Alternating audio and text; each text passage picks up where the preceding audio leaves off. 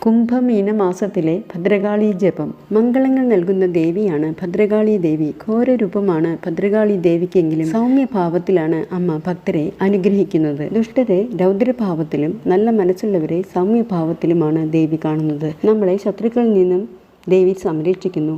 ചൊവ്വാഴ്ച, വെള്ളിയാഴ്ച ദിവസങ്ങളിൽ ഭദ്രകാളി ദർശനവും മന്ത്രജപവും ഉത്തമമാണ്. കിഴക്കോട്ടോ പടിഞ്ഞാറോട്ടോ തിരിഞ്ഞിരുന്ന് ഈ മന്ത്രം ജപിക്കുന്നത് വഴി കുടുംബത്തിൽ ഐശ്വര്യവും സമാധാനവും സന്തോഷവും ഉണ്ടാകുമെന്ന കാര്യത്തിൽ ഒരു സംശയവുമില്ല.